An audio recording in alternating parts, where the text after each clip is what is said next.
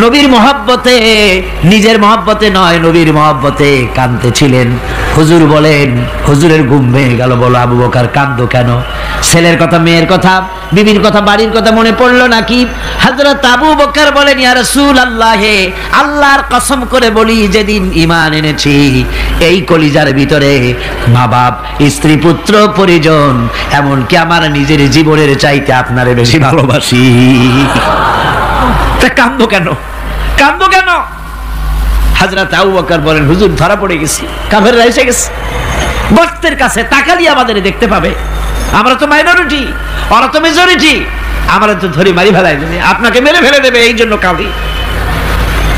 আল্লাহ রাব্বুল আলামিন, হুজুর তখন কি দৃঢ়তা, কি অবিচলতা, কি ধৈর্যের পাহাড় সম মনোবৃত্তি তখন দেখালেন। আল্লাহ কোরআন শরীফে চিরকাল যাতে মানুষেরা হেদায়েত নিতে পারে সেজন্য হুজুরের কথা উঠায় দিলেন কোরআনে। আল্লাহ পাক বলেন, ইযহুমা ফিল গার ইয ইয়াকুলু লিসাহিবিহি লা তাহজান ইন্নাল্লাহা মা'ানা। ও বন্ধু, ভয় পেও না, আল্লাহ আমাদের সাথে আছেন। সুবহানাল্লাহ কর। আল্লাহ আমাদের সাথে আছেন। আমরা মাইনরিটি নই, আমরাই মেজরিটি। আল্লাহ আছে আমার সাথে, ভয় পাওয়ার কোনো কারণ নাই। সুবহানাল্লাহ। আল্লাহ পাক বলেন, ফাআনসালাল্লাহু সাকিনাতাহু আলাইহি ওয়া আইয়াদাহু বিজুনুদিন লাম তারাউহা। আমি এদের অন্তরের ভিতরে আমি শান্তি নাজিল করে দিলাম, প্রশান্তি দিয়া দিলাম, আর আমি সাহায্য করলাম, আর এমন সব সৈন্য পাঠায় দিলাম যে সৈন্যগুলি তোমরা দেখতে পাও নাই। সুবহানাল্লাহ ওয়া বিহামদিহি। ভাইরা আমার, রাসূল করিম সাল্লাল্লাহু আলাইহি সাল্লাম এই বিপদের মাঝে, চরম বিপদের মাঝে অবিচলতা, দৃঢ়তা, কঠিন আত্মনির্ভরতা দেখিয়েছেন। এগুলি হলো ঈমানের পঞ্চম নম্বরের উপকারিতা। আল্লাহর প্রতি ঈমান আনলে এভাবে পাহাড় সম ঈমান মজবুত হয়ে যায়। জেলের পরোয়া করি না, ফাঁসির পরোয়া করি না, শহীদ হওয়ার পরোয়া করি না, মেরে ফেলে দেবে, উড়ায় দেবে, হত্যা করবে, পরোয়া করি না। পরোয়া করি কেবলমাত্র কাকে? জোরে বলেন কারে? এইরকম মুসলমান হাজার হাজার লাখ লাখ দরকার নাই, 313 জন যথেষ্ট। কয়জন যথেষ্ট? 313 জন যথেষ্ট। বদরে যারা জান দিয়ে, মাল দিয়ে দ্বীনকে প্রতিষ্ঠিত করেছিলেন, এরকম 313 জনই যথেষ্ট ছিল। আল্লাহর দ্বীনকে কায়েম করার জন্য যদি রক্ত দেওয়া লাগে, তাহলে এই বিশাল জনসমুদ্রকে প্রশ্ন করি, ভয় পাবেন? রক্ত দিতে পারবেন? যদি জেলে যাওয়া লাগে যেতে পারবেন? যদি শহীদ হতে হয় তাও কি পারবেন? এই দৃঢ়তা, এই অবিচলতা, এই ঈমান, এই ধৈর্য শিক্ষা দেয়, এই উপকার করে ঈমান বিল্লাহ। আল্লাহর প্রতি ঈমান আনলে এভাবে পাহাড়ের মতো শক্ত হয়ে যায় কলিজা। কোন আলহামদুলিল্লাহ। আমার বন্ধুগণ, এবার আমি বলবো সর্বশেষ উপকারের কথাটা বলি, মোনাজাত ছেড়ে দেব। কয়টার কথা বলছিলাম? উপকার 6টা উপকারের কথা বলেছি। অনেকগুলি বৈশিষ্ট্য, অনেকগুলি উপকারের মধ্যে আল্লাহর প্রতি ঈমানের 6টা উপকারের কথা 5টা বলা হয়ে গেছে। এবার 6ষ্ঠ নম্বর এবং শেষ নম্বর, এটা হচ্ছে আল্লাহর প্রতি ঈমান আনলে পরে তার দ্বারা সবচাইতে বেশি ফায়দা পায় সমাজ এবং রাষ্ট্র। কোন আলহামদুলিল্লাহ, কোন আলহামদুলিল্লাহ। আল্লাহর প্রতি ঈমানের দ্বারা নৈতিক সংশোধন হয় এবং রাষ্ট্র আর সমাজ সবচাইতে বেশি উপকৃত হয়। কারণ হলো ঈমানদার ব্যক্তি আল্লাহর প্রতি যে ঈমান এনেছে, তার মনের মধ্যে ধারণা এটা হয়, আমার কোনো কাজ তো গোপন থাকে না। ইন্নাল্লাহা লা ইয়াখফা আলাইহি শাইউন ফিল আরদি ওয়ালা ফিস সামা। আল্লাহর কাছে গোপন বলতে কিছু নাই, আকাশেও নাই, জমিনেও নাই, কোনো কিছু গোপন নাই। সুতরাং আমি যা করি সব আল্লাহ দেখেন এবং শোনেন। এমনকি মানুষ যে কল্পনা করে, সে কল্পনাও আল্লাহ টের পায় না নাকি? টের পায় কিনা? وإن تبدوا من أنفسكم أو تخفوه يحاسبكم به الله। মনের ভিতরে যে কল্পনা করো, আল্লাহ পাক বলেন এই কল্পনারও হিসাব আমি রব্বুল আলামিন তোমার কাছ থেকে নেব। ফায়ুআযযিবু মান ইয়াশাউ, যারে খুশি শাস্তি দেব আর যারে খুশি আমি maaf করে দেব। জোরে বলেন সুবহানাল্লাহ। ফায়াগফিরু লিমান ইয়াশা ওয়া ইউআযযিবু মান ইয়াশা, যারে খুশি maaf করব, যারে খুশি শাস্তি দেব, কল্পনারও হিসাব নেব। এই কথা মুমিনের যদি জানা থাকে তাহলে আর তার কোনো চিন্তা থাকে না, তার নৈতিক চরিত্র ভালো হয়ে যায়। কোন সুবহানাল্লাহ। وجعلنا الليل لباسا وجعلنا النهار معاشا। আল্লাহ পাক বলেন আমি দিনকে রুজি রোজগার করার জন্য, কামাই রোজগার করার জন্য দিন তৈরি করেছি, আর আরাম করার জন্য আমি রাতকে তোমাদের জন্য আচ্ছাদন করে দিয়েছি, তোমাদের জন্য রাতকে আরাম করার জন্য করে দিয়েছি। দিনের বেলায় কাজ করবে, রাতের বেলায় আরাম করবে। ঘুম আল্লাহর একটি নিয়ামত। ঘুম আল্লাহর কি? আল্লাহর এক বিরাট নিয়ামত। সারাদিন কাজ করার পর মানুষ যখন ঘুমায় যায়, সারাদিনের ক্লান্তি এবং শ্রান্তি সব শরীর থেকে দূর হয়ে যায়। সকাল বেলায় আবার কাজ করার জন্য শরীর প্রাণবন্ত আর সজীব হয়ে যায়। এই ঘুম যার হয় না সেই বুঝতে পারে কি নিয়ামত সে হারাইছে। আল্লাহ পাক যেন সারা জীবন যতটুকু ঘুমের স্বাস্থ্যের জন্য আমাদের প্রয়োজন, আল্লাহ যেন এই নিয়ামত থেকে আমাদেরকে বঞ্চিত না করেন। আমরা বলি আমিন। ঘুমের জন্য মানুষ ঘুমাইতে না পারলে পাগল হয়ে যায়। কি বিরাট নিয়ামত এই ঘুম আল্লাহ পাক মানুষকে দিয়েছে। আমার বন্ধুগণ, এভাবে করে আল্লাহ রাব্বুল আলামিন মানুষের একঘেয়েমি দূর করার জন্য সকাল করেছেন, দুপুর করেছেন, বিকেল করেছেন, সন্ধ্যা করেছেন, রাত করেছেন, ঘুমাবার ব্যবস্থা করেছেন, কামাই রুজির ব্যবস্থা করে দিয়েছেন, রুজি রোজগার করার ব্যবস্থা করেছেন। সবকিছু তিনি রহমান বলে, তিনি দয়াবান বলে মানুষের সব প্রয়োজন আল্লাহ পাক মিটিয়ে দিয়েছেন। আল্লাহ সুবহানাহু ওয়া তাআলা তিনি বলছেন আমার রহমতেই পৃথিবীর মাটি থেকে তোমাদের ফসল উৎপাদিত হয়। তোমরা দেখো, আফারাআইতুম মা তাহরুসুন আআনতুম তাজরাউনাহু আম নাহনুজ জারিউন। জমিন থেকে ফসল কে উদ্গত করে? উদ্ভিদকে কে গজায়? তুমি গজাও না, আমি গজাই। আল্লাহ পাক বলেন সমস্ত উদ্ভিদগুলি আমি তোমাদের জন্য গজায় দেই। লাহা মা কাসাবাত ওয়া আলাইহা মাকতাসাবাত। প্রত্যেক মানুষই সেই উপার্জন অনুসারে সেখানে ফল পাবে। যেমন কর্ম তেমন ফল পাবে। ব্যক্তি হিসাবে পাবে, দল হিসাবে পাবে।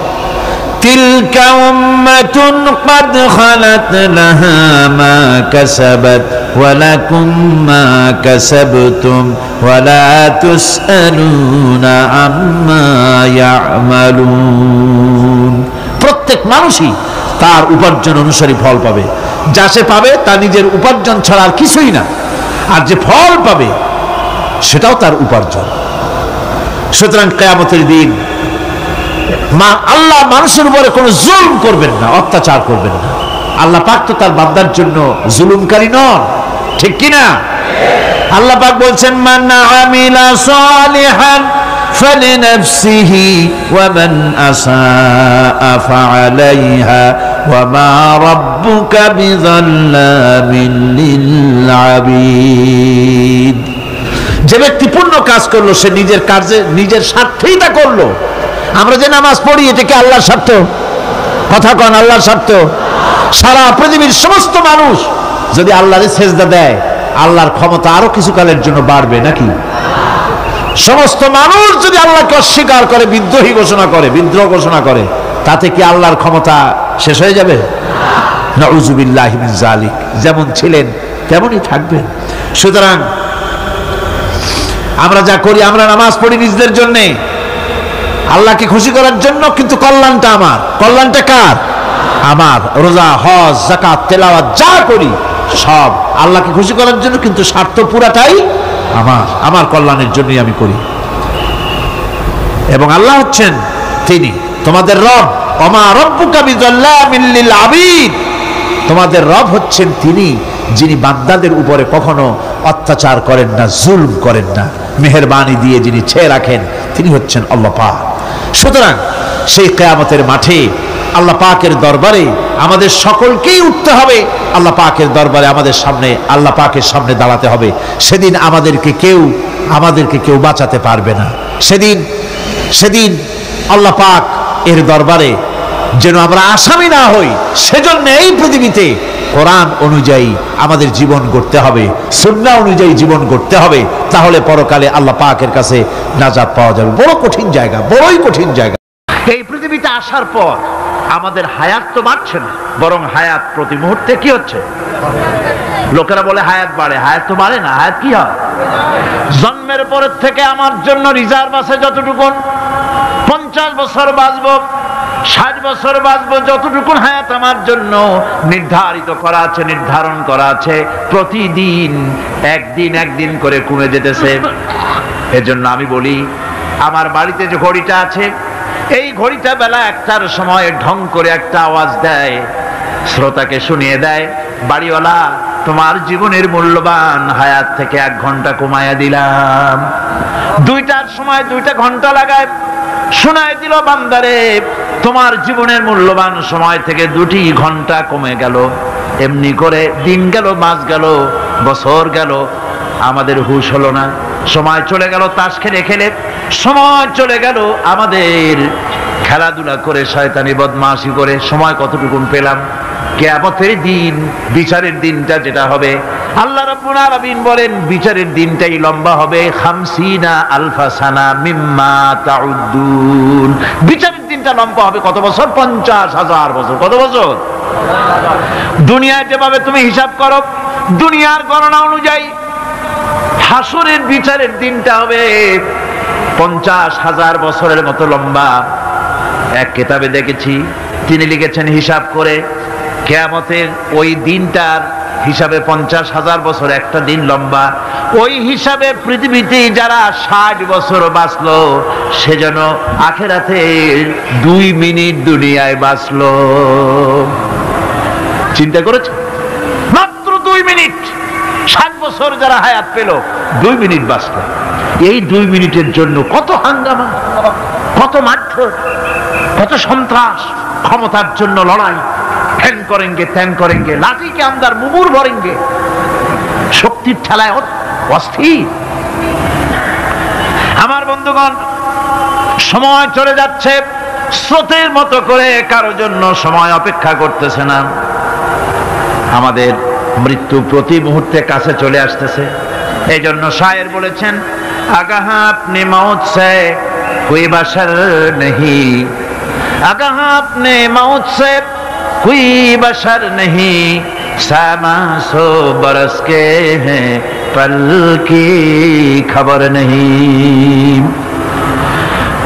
মৃত্যু সম্পর্কে আমাদের কারো জানা নাই, যে কোনো মুহূর্তে মৃত্যু আমাদের কাছে এসে যেতে পারে। মৃত্যু সম্পর্কে কিছুই জানা নাই, অথচ প্রতি মুহূর্তে আমরা মৃত্যুর দিকে এগিয়ে চলছি। মাল সামান 100 বছর কি ধরে খাবো তাও জমা করে রেখেছি, কিন্তু এক মুহূর্তের খবর নাই। মাহফিলে এসেছি, বাড়ি যেতে পারবো নিশ্চয়তা নাই। আছে? বলেন আছে? যারা নিজেদের পুঁজি খাটাইছে, জীবনের পুঁজি সুদ কামাইতে খাটালো, জীবনের পুঁজি খাটালো হারাম কামাইয়ের ভিতরে, অন্যায় কাজের ভিতরে, যারা জীবনের পুঁজিকে আল্লাহর দ্বীনের কাজে লাগাতে পারে নাই, তাদের সম্পর্কে বলা হচ্ছে খাসিরাদ দুনিয়া ওয়াল আখিরাত যালিকা হুয়াল খুসরানুল মুবিন। খাসিরাদ দুনিয়া ওয়াল আখিরাত, দুনিয়াও ক্ষতিগ্রস্ত, আখিরাতেও ক্ষতিগ্রস্ত। এটা হচ্ছে তার জন্য সুস্পষ্ট ক্ষতি, এর থেকে বড় ক্ষতি আর কিছুই হতে পারে না। আল্লাহ পাক কোরআনে কারীমে অন্যত্র বলেছেন, ওয়া নুনাজ্জিলু মিনাল কুরআনি মা হুয়া শিফাউন ওয়া রাহমাতুন লিল মুমিনিন ওয়া লা ইয়াজিদু যালিমিনা ইল্লা খাসারা।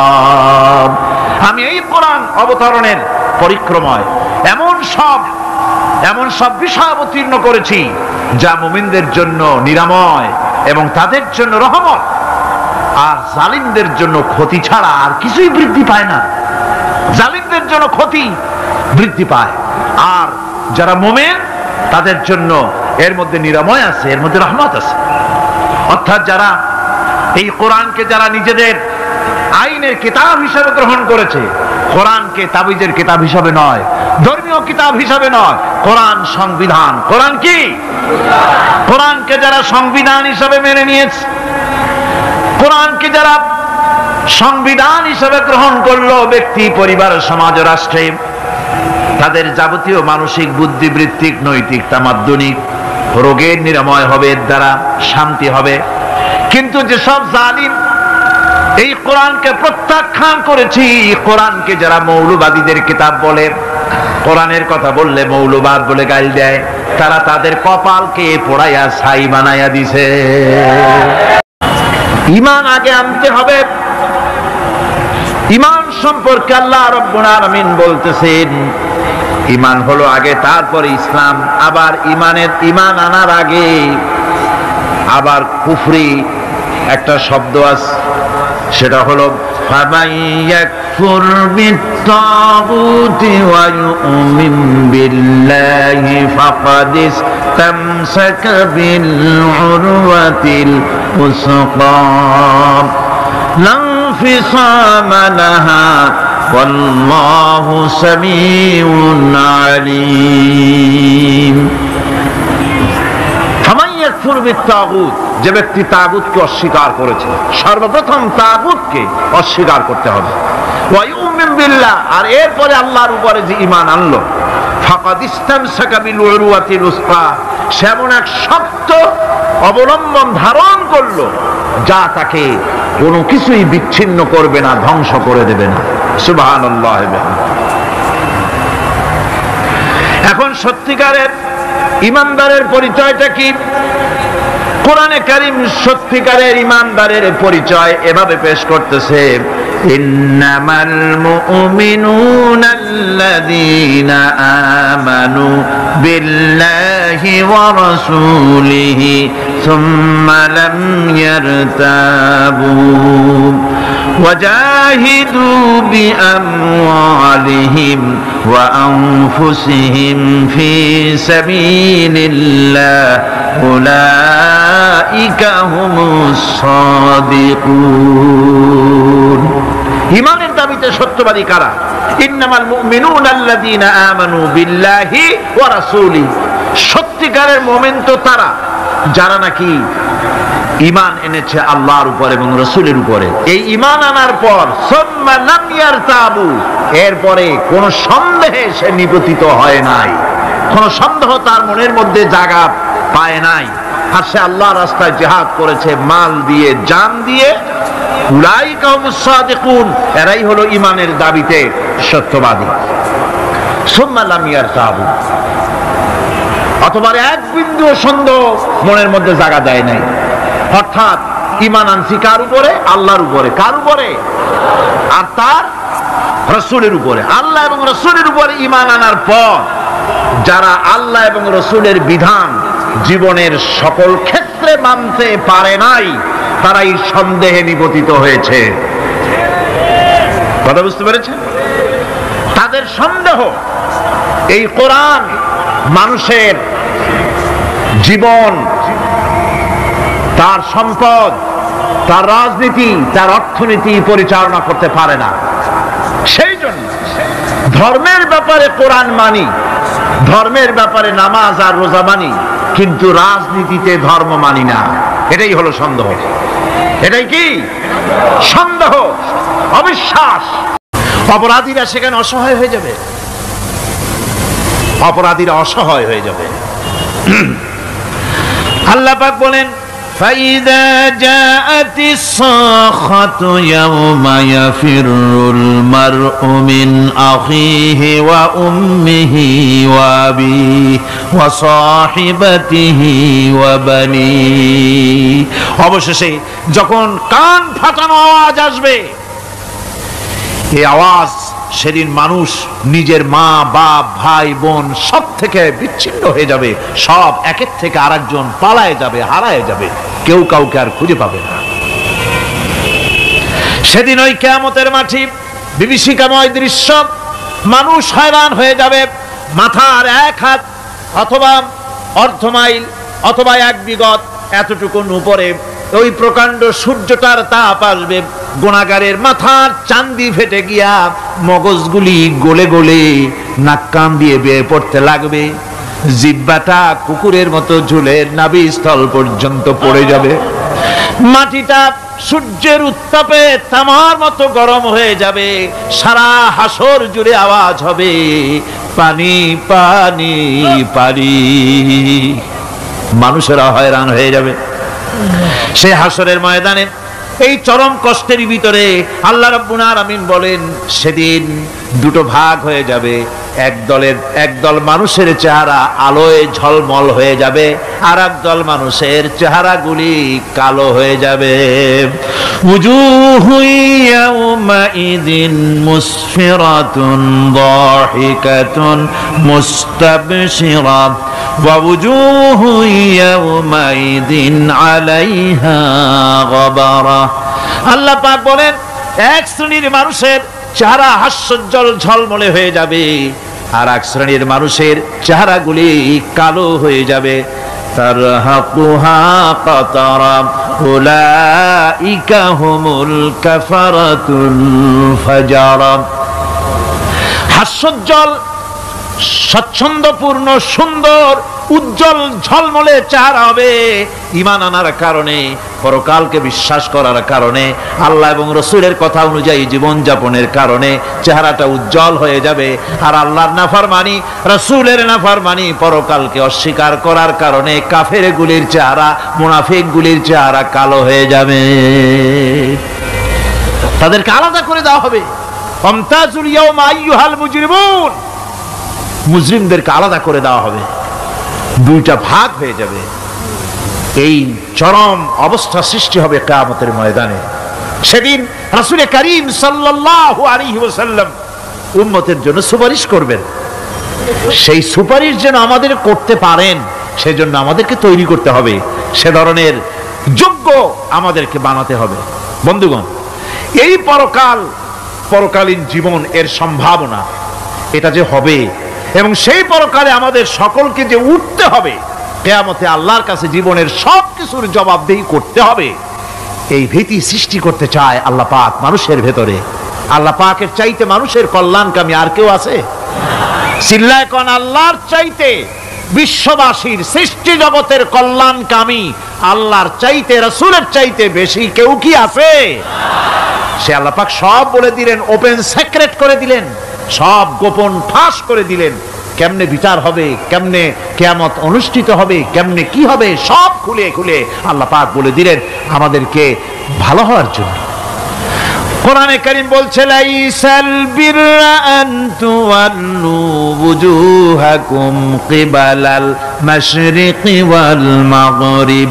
পূর্ব পশ্চিমে মাথা ঘুরানো, সার নত করা, মাথা ঘুরানো, মুখ ঘুরানো, এটাই কিন্তু সৎ কাজ এবং পুণ্যবান হওয়ার, সৎ কাজ করার, নেককার হওয়ার জন্য যথেষ্ট নয়, বরং ওয়ালাকিন্নাল বিররা মান আমানা বিল্লাহি ওয়াল ইয়াউমিল আখির। প্রকৃতপক্ষে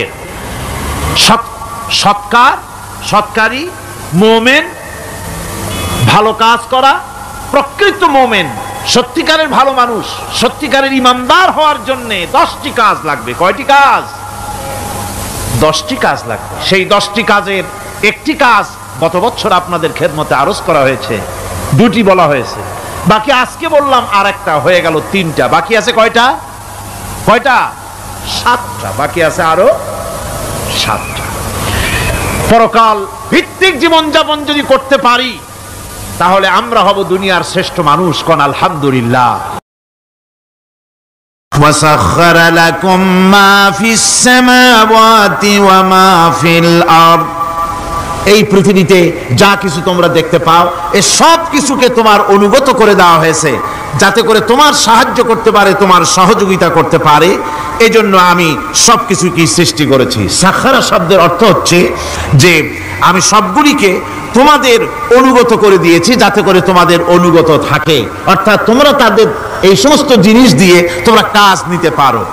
পানির উপর দিয়ে তোমরা যেন নৌকা চালাতে পারো, স্টিমার চালাতে পারো, পানি অনুগত করা হয়েছে, বাতাসকে অনুগত করা হয়েছে, পৃথিবীর সব কিছুকেই আমি অনুগত করে দিয়েছি তোমাদের, যাতে করে তার দ্বারা তোমরা কাজ নিতে পারো। অন্যত্র আল্লাহ বলছেন, আল্লাহুল্লাযী খালাকাস সামাওয়াতি ওয়াল আরদা ওয়া আনজালা মিনাস সামাই মাআন ফাআখরাজা বিহি মিনাস সামারাতি রিজকান লাকুম। আল্লাহ হচ্ছেন তিনি, আল্লাহ রাব্বুল আলামিন হচ্ছেন তিনি যিনি আকাশ সৃষ্টি করেছেন, যিনি জমিন সৃষ্টি করেছেন এবং ঊর্ধ্বদেশ থেকে মেঘমালা থেকে তোমাদের জন্য বৃষ্টি বর্ষণ করেছেন এবং সেই বৃষ্টি দিয়ে মাটির ভিতর থেকে ফসল উদ্গত করে তোমাদের খাবারের বন্দোবস্ত করেছেন। তিনি হচ্ছেন আল্লাহ পাক। তার দয়া সব জায়গায় ছড়িয়ে আছে, তার দয়া নাই, রহমত নাই, এমন কোন সৃষ্টি নাই। মানুষের জন্য যা কিছু প্রয়োজন তিনি তার দয়া দিয়ে, রহমত দিয়ে তিনি তার সৃষ্টি করে দিয়েছেন। আল্লাহ পাক বলছেন, ওয়াসাখখারা লাকুমুশ শামসা ওয়াল কামারা দাইবিনা ওয়াসাখখারা লাকুমুল লাইলা ওয়ান নাহার। যিনি চন্দ্র সূর্যকে সৃষ্টি করেছেন এবং এগুলিকে নিয়ন্ত্রিত করেছেন, চাঁদ সূর্যকে সৃষ্টি করে নিয়ন্ত্রিত করে দিয়েছেন, তোমাদের সমস্ত প্রয়োজন তিনি মিটিয়ে দিয়েছেন। দেখুন, চাঁদ এবং সূর্যকে আল্লাহ পাক সৃষ্টি করেছেন এবং একটা রহমত, একটা কুদরত সেই চাঁদ সূর্যের মধ্যে দান করেছেন। সূর্য যেখানে আছে, এটা যদি আল্লাহর দয়া না থাকতো, শুধু তাপ দেওয়ার জন্য সৃষ্টি করতেন আর মানুষের কল্যাণের দিকটা যদি চিন্তা না করতেন, তাহলে সমস্যা হয়ে যেত।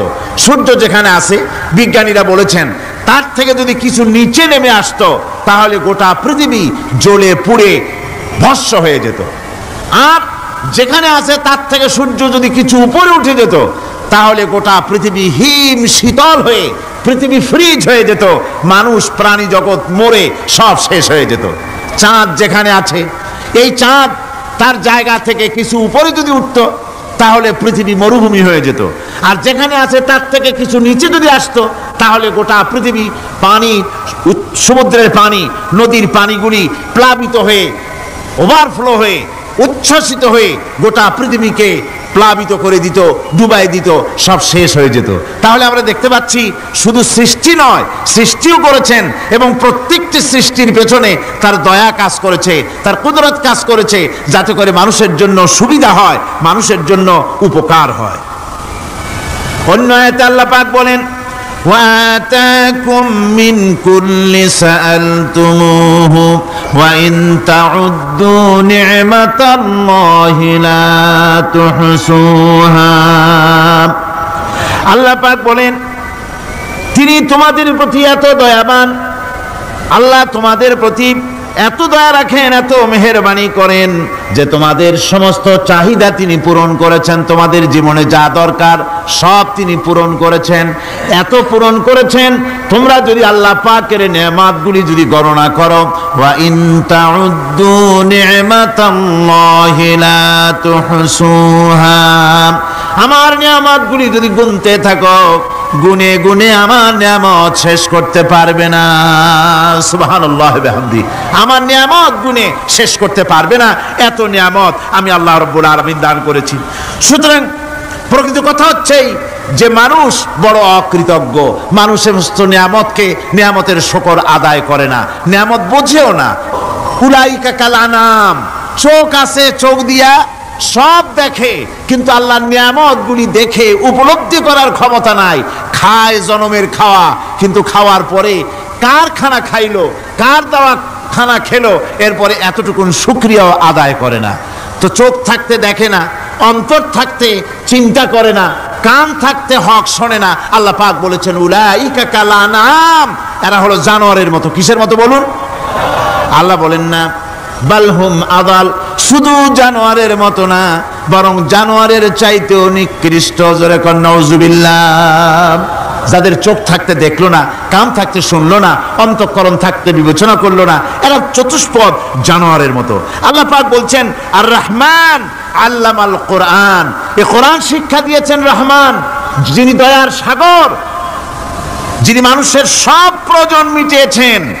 কোরআনের মতো একটা বড় প্রয়োজন তিনি মিটাবেন না, তা কি হতে পারে? জোরে কোন হতে পারে? মানুষ সৃষ্টি করলেন, অথচ মানুষের চলার পথ দিলেন না।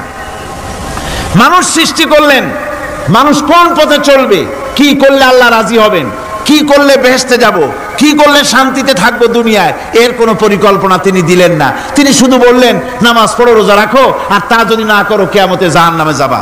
আল্লাহ কি এইভাবে জালিম? আল্লাহ এরকম জালিম? ওয়ামাল্লাহু বিযাল্লামিল লিল আবিদ। আল্লাহ পাক বলেছেন আমি আমার বান্দার জন্য জালিম নই, আমি বান্দার উপর জুলম করি না। আল্লাহ পাক রহমান, তিনি আমাদের পথ দেখিয়েছেন। তিনি কি সুন্দর, কত রহমত তার, কত দয়া। রহমান নাম দিয়ে সূরাটি শুরু করেছেন। এ কোরআন শিক্ষা দিয়েছেন তিনি, যিনি দয়াবান। আল্লাহ রাব্বুল আলামিন বলেন আল্লাযী জাআলা লাকুমুল আরদা মাহাদান ওয়া জাআলা লাকুম ফীহা সুবুলান লাআল্লাকুম তাহতাদুন। তিনি আল্লাহ যিনি তোমাদের জন্য এই পৃথিবীটাকে সমতল করেছেন, এই পৃথিবীটাকে সুন্দর করেছেন, সমতল করে দিয়েছেন। আর তোমাদের চলার জন্য তিনি রাস্তা তৈরি করেছেন, সমতল জমিনের উপরে করে দিয়েছেন, পৃথিবীটাকে সমতল করেছেন, মাটিটাকে সুন্দর করেছেন, রহমত করেছেন। তিনি পৃথিবীর মানুষকে বসবাসের জন্য একটা পৃথিবী বানালেন, কিন্তু সেই পৃথিবীতে সেই মাটিটা এমন হলো যেখানে এত শক্ত যা বিল্ডিং করা যায় না, যেখানে মাটি খোসা যায় না, জমিন চাষ করা যায় না। জমিন কি এরকম শক্ত? জোরে বলেন, এরকম শক্ত? এরকম শক্ত না। আবার বৃষ্টি পড়লে যে কাদা হয়, ওই রকম যদি জনমের মতো আল্লাহ কাদা বানায় দিতেন যে মানুষ দাঁড়াইতেই পারে না, কাদার মধ্যে ডুবে যায়, এরকম যদি অবস্থা হতো, তাহলে এই পৃথিবীর এই জমিনের উপরে মানুষ বাড়ি ঘর বানাইতে পারতো না। ঠিক কিনা কর? আল্লাহ পাক বলছেন আমি একটা ভারসাম্যের মাধ্যমে এই পৃথিবীকে, এই জমিনকে সৃষ্টি করছি, এবং এই জমিন যেন তোমাকে নিয়ে নড়াচড়া করতে না পারে সেজন্য আমি পাহাড় দিয়েছি। পাহাড়গুলিকে কিলকের মতো, পেরেকের মতো খিল মেরে দিয়ে পৃথিবীটার ভারসাম্য রক্ষা করেছি, যাতে করে তোমাকে নিয়ে টালমাটাল হতে না পারে। এই সুন্দর করে পৃথিবীটা বানালাম। তারপরে وَلَقَدْ مَكَّنَّاكُمْ فِي الْأَرْضِ وَجَعَلْنَا لَكُمْ فِيهَا مَعَائِشَ قَلِيلًا مَا تَشْكُرُونَ। আল্লাহ পাক বলেন আবার দেখো, এই জমিনে আমি তোমাদেরকে প্রতিষ্ঠিত করেছি, আর জমিনের উপরে তোমরা যাতে রুজি রোজগার করতে পারো সে ব্যবস্থাও আমি করে দিয়েছি। জমিন সৃষ্টি করেছি, আবার রুজি রোজগার করবে সে ব্যবস্থাও আমি তোমাদের জন্য করে দিয়েছি। এই পৃথিবী তুমি চাষাবাদ করবে, তাতে ফসল হবে সে ব্যবস্থা করে দিয়েছি, বাড়িঘর বানাবে সে ব্যবস্থা করে দিয়েছি। তারপরে পৃথিবীর এই মাটির নিচে তোমার জন্য সম্পদ রেখেছি, সমুদ্র, সমুদ্রের ভিতরে, নদীর ভিতরে, সেখানেও তোমার জন্য সম্পদ রেখেছি। আমি রহমান, সব প্রয়োজন মিটিয়েছি। শুধু এর জন্য নয় যে সৃষ্টি করলাম, ইবাদত করলাম আর জাহান্নামে পাঠিয়ে দিলাম, তা তো না। তোমাকে আমি সৃষ্টি করেছি, তোমার প্রয়োজন, যত প্রয়োজন তোমার ছিল জীবনে, সমস্ত প্রয়োজনগুলি আমি মিটিয়েছি। আল্লাহ পাক বলছেন وهو الذي سخر البحر لتأكلوا منه لحما طريا وتستخرجوا منه حلية تلبسونها। আল্লাহ পাক বলেন এই সমুদ্রকে আমি আল্লাহ তোমার নিয়ন্ত্রিত, তোমার নিয়ন্ত্রণাধীন করে দিয়েছি সমুদ্রকে, আর তার ভিতরে তাজা মাংস, তাজা গোশত তোমার জন্য রেখেছি, খাবার রেখেছি। আবার তুমি পরিধান করতে পারো এমন জিনিসও, ব্যবহারের জিনিস সমুদ্রের মধ্যে রেখে দিয়েছি। তার মানে হলো সমুদ্রের ভেতরে, তার ভিতরে মাছ রয়েছে, টাটকা মাছ আছে, মণিমুক্তা আছে। স্থলভাগে পৃথিবীর মাটির উপরে যত জিনিস আছে, যত নিয়ামত আছে, সমুদ্রের তলদেশে তার কোনো অংশে কম নাই, বরং তার থেকে আরো বেশি আছে। মাটির উপরে যত নিয়ামত আছে, সম্পদ আছে, মাটির তলায় তার থেকে কোনো অংশে কম নাই। অনেক নিয়ামত মাটির তলায় আছে, খনিজ দ্রব্যগুলি মাটির তলায় থাকে, সমুদ্রের তলদেশে অসংখ্য নিয়ামত আল্লাহ রাব্বুল আলামিন রেখেছেন। বলছেন আমি হচ্ছে রহমান, আমার দয়ায় ভরা, আমি তোমার সমস্ত প্রয়োজন আমি আমার দয়া দিয়ে আমি মিটিয়েছি। আমার ভাইরা, আল্লাহ সুবহানাহু ওয়া তাআলা তিনি হচ্ছেন রহমান, তিনি হচ্ছেন রহমান। জোরে বলেন তিনি কি? দয়ার সাগর, যিনি মানুষের সমস্ত প্রয়োজন মিটিয়েছেন, তিনি কোরআন অবতীর্ণ করেছেন।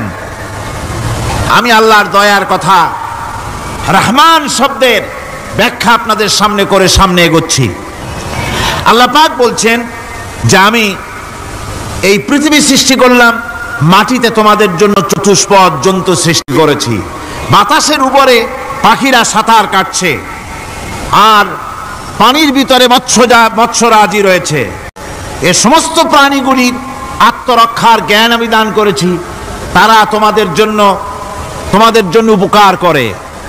সেই পশুগুলির পশম দিয়ে তোমাদের কাপড় চোপড় তৈরি হয়, তারপরে তার চামড়া তোমরা পরিধান করো। এই পশুগুলিও তোমাদের জন্য আমি এক নিয়ামত হিসেবে দিয়েছি। والأنعام خلقها لكم فيها دفء ومنافع ومنها تأكلون। আল্লাহ সুবহানাহু ওয়া তাআলা বলেন আমি মানুষের জন্য পশু তৈরি করেছি, চতুষ্পদ জন্তু সৃষ্টি করেছি, যার পশম দিয়ে তোমাদের জন্য শীতের পোশাক তৈরি হয়। আপনারা যে এই যে চাদর গায়ে দেন, কম্বল গায়ে দেন, এগুলো কার পশম? পশুর পশম। পশুগুলির, জন্তুগুলির পশম দিয়ে আপনাদের জামা কাপড়গুলি তৈরি হয়। তারপরে এই পশু আপনাদের জন্য বাড়িতে পাহারা লাগায়। আল্লাহ পাক বলছেন এছাড়া এই পশুগুলি আমি এমন নিয়ামত দান করেছি, সমুদ্রের ভিতরে, জমিনের উপরে, মাটির তলায়, আবার আকাশের উপরে, জমিনের উপরে বিচরণশীল জীবগুলিও তোমার জন্য তৈরি করেছি। وَتَحْمِلُ أَثْقَالَكُمْ إِلَى بَلَدٍ لَّمْ تَكُونُوا بَالِغِيهِ إِلَّا بِشَقِّ الْأَنفُسِ। আল্লাহ পাক বলেন এই পশুগুলি তোমাদের আরো অনেক উপকারে আছে। তোমাদের বোঝাগুলি, বড় বড় বোঝাগুলি তারা এক শহর থেকে আর এক শহরে, দূর থেকে দূরান্তরে পিঠে করে তারা বহন করে নিয়ে যায়, যা তোমরা বহন করতে পারতে না। তোমাদের জন্য দারুণ কষ্ট হতো, মুসিবত হতো। এই ধরনের বোঝাগুলি, পশুগুলি তোমাদের জন্য বহন করে নিয়ে যায়। গাধা, ঘোড়া, হাতি আপনাদের বোঝাগুলিকে, বিরাট বিরাট বোঝা যা টানতে ট্রাক লাগে, মানুষের জন্য কষ্ট হয়, এই বোঝাগুলিও এই পশুর দ্বারা আল্লাহ পাক বহন করায় থাকেন। আল্লাহ পাক বলছেন ইন্না রাব্বাকুম লারাউফুর রহিম, নিশ্চয়ই তোমাদের রব তিনি তোমাদের প্রতি অত্যন্ত দয়াশীল, তার দয়া পৃথিবীর চতুর্দিকে ছড়িয়ে আছে।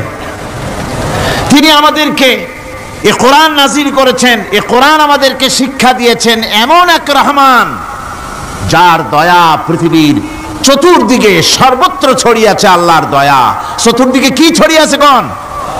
আল্লাহর দয়া, আল্লাহর মোহব্বত, আল্লাহর করুণা সর্বত্র ছড়িয়ে আছে। আল্লাহ পাক বলছেন পশু সৃষ্টি করলাম, পশুগুলি তোমাকে পাহারা দিল, তার গোশত তোমরা খেলে, তাকে দিয়ে তোমরা মাল বহন করলে, তার পশম দিয়ে জামা কাপড় বানালে। আরো দেখো কি করলাম এই পশু দিয়ে, ওয়া ইন্না লাকুম ফিল আনআমি লাইবরা নুসকিকুম মিম্মা ফি বুতুনিহি মিন বাইনি ফারসিন ওয়া দামিন লাবানান খালিসান সাইগান লিশ-শারিবিন। আল্লাহ রাব্বুল আলামিন বলেন চতুষ্পদ জীবের মধ্যে বুদ্ধিমান ব্যক্তিদের জন্য নিদর্শন রয়েছে, যারা বুদ্ধিমান তাদের জন্য নিদর্শন রয়েছে। দেখো তোমার গাভীগুলি এগুলি জমিনের ঘাস খেলো, এই ঘাস খাওয়ার পর তার শরীরের ভিতরে রক্ত তৈরি হলো, পেশাব হলো, ময়লা হলো। সেই পেশাব, ময়লা, রক্ত ইত্যাদির ভেতর থেকে আমি তোমাদের জন্য দুধ তৈরি করে দিলাম।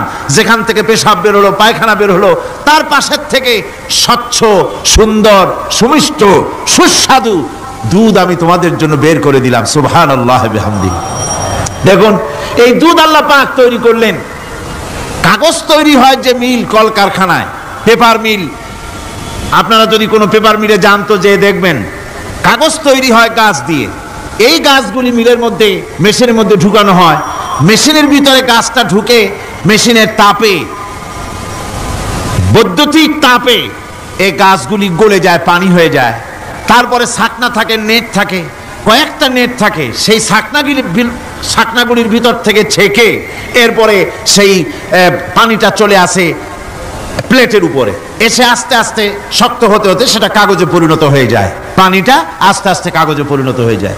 তো এই কাগজ তৈরি করতে গিয়ে কাগজটা থেকে যে ছাকনাগুলি দেওয়া হলো, নেট দেওয়া হলো, যাতে করে কোনো আবর্জনা না যায়, সেজন্য এতগুলি নেট সিস্টেম আছে, এতগুলি ছাকনার সিস্টেম আছে। কিন্তু তারপরেও এত সাবধানতা সত্ত্বেও আমরা দেখি কাগজে লিখতে গেলে কাগজের মধ্যে নিপের সাথে অ্যাক্সিডেন্ট হয়ে যায়, এ ধরনের আবর্জনা কাগজের মধ্যে দুই একটা থেকে যায়। অনেক কাগজের মধ্যে এরকম পাওয়া যায়, যায় কিনা ভাই? এবার আপনি দেখেন কাগজ তৈরি করার জন্য মিল কলকারখানার ভিতরে, পেপার মিলে এতগুলো নেটের ব্যবস্থা থাকে, ছাকনার ব্যবস্থা থাকে, তারপরেও আবর্জনা কিছু কাগজের মধ্যে চলে আসে, দুই একটা থেকে যায়। কিন্তু ঘাস খেলো, কুটা খেলো, খড় খেলো, ভুসি খেলো, তুষি খেলো, গাবিতে খেলো, খাওয়ার পরে আল্লাহ রাব্বুল আলামিন এ দিয়ে দুধ বানালেন, এ দিয়ে পায়খানা হলো, পেশাব হলো, রক্ত হলো। দুধ যখন দহন করলেন, দুধ দহন করার সময় একটা ঘাসের কণাও কি তার মধ্যে পেয়েছেন? পাওয়া গেছে? যায় নাই। অথচ দুধ থাকে যে বাটের মধ্যে, ওটা কি বলেন? ওলান বলে নাকি? যে ওলানের ভিতরে দুধ থাকে, ওইটা কাটে দেখেন, জবাও করে, গরু জবাও করে ওলানটা কাটে দেখেন, ওর ভিতরে কোনো নেট আছে, কোনো জাল আছে, কোনো ছাকনার ব্যবস্থা আছে? কিচ্ছু নাই। সুবহানাল্লাহ কইতে ইচ্ছে করে না ভাইরা? আল্লাহ রাব্বুল আলামিন বলেন এইভাবে করে পশুর ভিতরে তোমার জন্য কত, এক পশুতে কত উপকার করলাম, গোশত খাওয়ালাম, চামড়া দিয়া জামা বানায় দিলাম। প্রচন্ড শীত পড়ে যেখানে, কানাডায়, ইউরোপে, আমেরিকায় প্রচন্ড শীত পড়ে কোনো কোনো এলাকায়। দক্ষিণ আমেরিকায় কানাডার একটা এলাকা আছে যেখানে এবার আমি সফর করে এসেছি। 12 মাস বরফ পড়ে সেখানে, বরফ আর বরফ ছাড়া কিছু নাই। সমস্ত রাস্তাঘাট সব বরফ আর বরফ। সেখানে এই প্রচন্ড শীতের ভিতরে মানুষ কিভাবে থাকবে? সুতা দিয়ে তৈরি করা কাপড়ে শীত কিছুতেই মানতে পারে না। আমি তো গেছি এমন এক জায়গায়, কানাডা এবং আমেরিকায় যেখানে ছিলাম, সেখানে শীত ছিল -11 টেম্পারেচার, -11। এখন বোঝেন যে ঠান্ডাটা কি পরিমাণ। মুখের থেকে থুতু ফেললে আপনি চেহারা ফিরাতে পারবেন না, এর মধ্যে আপনার থুতু বরফ হয়ে যাচ্ছে।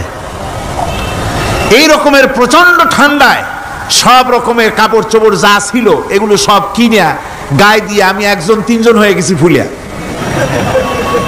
তারপরেও আমার মনে হচ্ছে ঠান্ডা আমার হাত দিয়ে স্পর্শ করতেছে। তাহলে বরফের দেশ যেটা, এস্কিমোরা যেখানে বাস করে, সেই মানুষগুলির অবস্থা কি?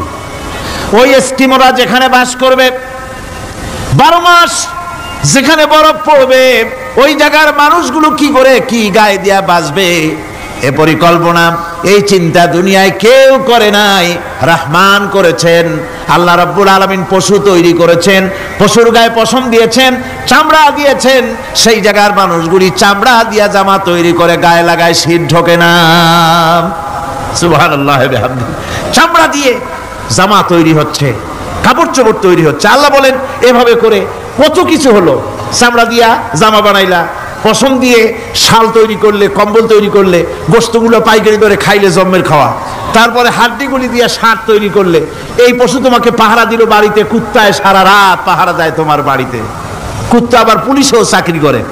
ইংল্যান্ডে, লন্ডনে দেখেছি আপনার, সেখানে কুকুর, ওকে ট্রেনিং দেওয়া হয়, কুকুর পুলিশে চাকরি করে। কোনো কোনো পুলিশ আছে হাবিলদার, সাব ইন্সপেক্টর, তবে কুত্তা জানে না যে সাব ইন্সপেক্টর কিনা আসে। বিভিন্ন বিভাগ তাকে দেওয়া হয়েছে এবং তারা এত নির্ভরযোগ্য, শুধুমাত্র চোরের ছবি আর তার ব্যবহৃত জামা কাপড় একটুখানি নাকে শুকায় দেবে কুত্তাকে, পুলিশ আর যাওয়া লাগবে না। এই কুত্তা পুলিশই যথেষ্ট। খুঁজা চোর যদি একবার তার নজরে এসে যায় আর ছাড়াছাড়ি নাই। তাকে হাজির করবে, পুলিশের সামনে এনে হাজির করবে। তো এই কুকুর বাড়িতে পাহারা দিচ্ছে আপনার জন্য, তারপরে পুলিশের দায়িত্ব পালন করতেছে, মানুষ মরে গেলে কোথায় মরেছে সেগুলি সন্ধান করে নিয়ে আসতেছে, মাইন কোথায় পোতা আছে তা খুঁজে নিয়ে আসতেছে। কত উপকার আল্লাহ পাক করছেন। আল্লাহ পাক বলছেন, দেখো বান্দা, তোমার জন্য এই ধরনের অসংখ্য নিয়ামত আমি দান করেছি। আর এই নিয়ামতগুলি কার থেকে আসছে? যত নিয়ামত বান্দা তোমার জন্য তুমি পেয়েছো, সমস্ত নিয়ামত আমি আল্লাহ রাব্বুল আলামিনের পক্ষ থেকে এসেছে। সব নিয়ামত কে দিয়েছেন? জোরে বলেন, কে দিলেন? আল্লাহ পাক দিলেন। আল্লাহ পাক বলেন, এইভাবে করে আমি আমার নিয়ামত দিয়ে, রহমত দিয়ে তোমাকে আমি সৃষ্টি করেছি, তোমাকে লালন পালন করতেছি। একটি মানুষ যতই সংকীর্ণ এবং অসভ্য জীবন যাপন করুক না কেন, সে পৃথিবীতে যেখানে বসবাস করে সেখানে বসে সে অন্তত তার চতুর্দিকে কত নিয়ামত সে লাভ করতেছে তা সে চিন্তা না করে পারে না। সে যদি চিন্তা করে তাহলে অবশ্যই এগুলি তার জ্ঞানের মধ্যে আসবে। একজন কৃষক, সে নির্জন একটা কুটিরে বাস করে, সে আল্লাহর সৃষ্টি নৈপুণ্যতা বুঝুক আর না বুঝুক, আকাশ কেন সৃষ্টি হলো, জমিন কেন সৃষ্টি হলো, এই কথা যদি জিজ্ঞাসা করা হয় কৃষককে, সে তো ভালো করে তা বুঝবে না। কিন্তু অন্তত এতটুকুন কথা একটা মূর্খ, একজন চাষি যে প্রত্যন্ত একটা অঞ্চলে বাস করে, একটা নিবিড় পল্লীতে বাস করে, অজ পাড়াগায় বাস করে, কোনো শিক্ষার আলো পৌঁছায় নাই, স্কুল নাই, কলেজ নাই, বিদ্যুৎ নাই, হসপিটাল নাই, রাস্তা নাই, টেলিফোনের ব্যবস্থা নাই, এমন একটা জায়গায় একটা নিরেট, একটা মূর্খ, একটা চাষি একটা ঘরের মধ্যে বাস করে। সে পৃথিবীর আল্লাহর সৃষ্টি নৈপুণ্যতা আর কিছু বুঝুক আর না বুঝুক, এতটুকুন কথা তো সে বোঝে যে আমি যদি অসুস্থ হই তাহলে এই গাছপালার পাতা শিকড় বেটে খেলে আমি রোগমুক্ত হয়ে যাই। আমি প্রচন্ড রোদ্রে যখন পুড়ি গাছের তলায়, আমি ছায়া নিলে পরে আমি তখন আরাম পাই, ঠান্ডা পাই। এই গাছগুলি তার তরুণ বয়সে আমাকে ফল দেয়, গাছ যখন বড় হয় তখন সে আমাকে ছায়া দেয়। এই গাছের তক্তাগুলি দিয়ে, গাছ দিয়ে কাঠ হয়, তা দিয়ে তক্তা হয়, তা দিয়ে খুঁটি হয়, তা দিয়ে আড়া হয়, তা দিয়ে নৌকা হয় ইত্যাদি সে বুঝতে পারে। তাছাড়া এই গাছ যখন বুড়ো হয়ে গেল, শুকিয়ে গেল, তখন এই গাছ দিয়ে আগুন জ্বালায়া আমি রান্না বান্না করি। গাছ এত আমার উপকার করছে, তার দ্বারা উত্তাপ পাই, আলো পাই, এত কিছু পাই। একটা মূর্খ লোকও চিন্তা করলে এতগুলি জিনিস সে অনুভব করতে পারে, এবং এরপরে তার চিন্তা চলে যায় যে এই সমস্ত নিয়ামত এমনি এমনি হয় নাই, নিঃসন্দেহে একজন এগুলি সৃষ্টি করেছেন, তার নাম আল্লাহ। তার নাম কি? তার নাম রহমান। যারা বলেন তার নাম কি? রহমান। তিনি সৃষ্টি করেছেন, তিনি এগুলি দান করেছেন। এই বৃক্ষরাজি আল্লাহ পাক বলছেন, নিল্লাযী জাআলা লাকুম মিনাশ শাজারিল আখদারি নারান ফাইযা আনতুম মিনহু তুকিদুন। আল্লাহ রাব্বুল আলামিন বলেন, সেই দয়াময় আল্লাহ রাব্বুল আলামিন গাছ সৃষ্টি করেছেন, আর এই গাছগুলি সৃষ্টি করে দিয়েছেন তোমাদের কাজের জন্য, যা দিয়ে তোমরা আগুন জ্বালাও, চুলা জ্বালাও, রান্না বান্নার কাজ করো। ওয়া রাহমাতি ওয়াসিআত কুল্লা শাই, আমার রহমত ঘিরে আছে আমার গোটা পৃথিবীকে, সর্বত্র আমার রহমত আর রহমত। এই কোরআন শরীফ শিক্ষা দিয়েছেন তিনি, আর রহমান আল্লামাল কোরআন, এই কোরআন শিক্ষা দিয়েছেন সেই মহান আল্লাহ রাব্বুল আলামিন, যিনি হচ্ছেন রহমান, যার দয়া দিয়ে গোটা পৃথিবী পরিব্যাপ্ত হয়ে আছে। এক মুহূর্তের জন্য চিন্তা করুন, এক মুহূর্তের জন্য চিন্তা করুন, আল্লাহ পাকের দয়া যদি না থাকতো তাহলে কি অবস্থা হতো? এই পৃথিবী আছে কিন্তু কোনো সৌন্দর্য নাই, আকাশ আছে কিন্তু কোনো তারকা নাই, তারকা আছে কিন্তু তাতে কোনো আলো নাই, গাছ আছে কিন্তু তাতে কোনো সবুজ শ্যামলিমা নাই, আওয়াজ আছে কিন্তু তাতে কোনো সুর নাই, মানুষ আছে কিন্তু তার দেহের মধ্যে কোনো ঐক্য নাই। এই জাতীয় একটা পৃথিবীর চিন্তা মানুষ করতে পারে না, এটা একটা কবরস্থানের মতো অবস্থা হয়ে যাবে। আল্লাহ পাক বলছেন, দেখো আকাশ বানাইছি, আবার সেই আকাশ দেখতে যেন সুন্দর হয় সেজন্য তারকা প্রদীপ দিয়ে আকাশকে সাজাইছি। যেরকম সুবহানাল্লাহ। আল্লাহ রাব্বুল আলামিন বলেন, ওয়ালাকাদ যায়্যানাস সামাআদ দুনিয়া বিমাসাবিহ। আল্লাহ পাক বলেন, এই দুনিয়ার আকাশ খানিকে তারকা প্রদীপ দিয়া সাজায় রেখেছি মনের মতন, দেখো তুমি তাকাইয়া কি সুন্দর করে নয়ন অবিরাম দৃশ্য, আকাশ বানালাম, চতুর্দিকে তারকা রাত্রে ফুটে উঠল, যা দেখলে মানুষের নজর, মানুষের সুন্দর, তার চক্ষু শীতল হয়ে যায়। জোরে বলেন সুবহানাল্লাহ। সুন্দর করে এই আকাশটাকে আমি সাজিয়েছি। তারপরে আল্লাযী খালাকা সাবআ সামাওয়াতিন তিবাকা মা তারা মিন খালকির রহমানি মিন তাফাউত। স্রষ্টা তিনি সপ্ত আকাশ রচিলেন থরে থরে, কোন ত্রুটি হেরিবে না তার পূর্ণ সৃজন পরে। চাহো তুমি তার সৃষ্টি পানে, দেখো কিছু ভুল চোখ, ফেরাও তোমার নয়ন খানি, ফেরাও তোমার মুখ। অক্ষমহীন দৃষ্টি তোমার সৃষ্টিতে পাবে ফাঁকি, ফিরাও তোমার নয়ন খানি, ফিরাও কাঙ্গালাখি। আল্লাহ পাক বলেন আমার আকাশের দিকে তাকাও, বারবার তাকাও, সূর্যের দিকে তাকাও, চন্দ্রের দিকে তাকাও, গাছপালার দিকে তাকাও, তাকায় দেখো কোনো ভুল আছে নাকি, ভালো করে দেখো কোনো ভুল আছে নাকি। আল্লাহ পাক বলেন আবার তাকাও, দেখতে দেখতে তোমার চক্ষু দুর্বল হয়ে তোমার কাছেই ফিরে আসবে। আমার সৃষ্টি নৈপুণ্যতার ভিতরে কোনো ভুল পাবে না। সুবহানাল্লাহ। একজন দরবেশ সাহেব, তিনি একবার এই সূরা পড়তেছিলেন, মুখস্থ তেলাওয়াত করতেছিলেন, একটা গাছের তলায় বসে, একটা বট গাছের তলায় বসে এটা তেলাওয়াত করতেছিলেন। যখন তিনি পড়লেন হাল তারা মিন ফুতুর, আমার সৃষ্টি নৈপুণ্যতার ভিতরে কোনো ভুল পাওয়া যায় নাকি। দরবেশ সাহেব চিত হয়ে শুয়ে শুয়ে তেলাওয়াত করতেছেন আর বলছেন আল্লাহ রাব্বুল আলামিন, তোমার সৃষ্টি নৈপুণ্যতার ভিতরে কোনো ভুল ধরার ক্ষমতা তো কোনো মানুষের নাই।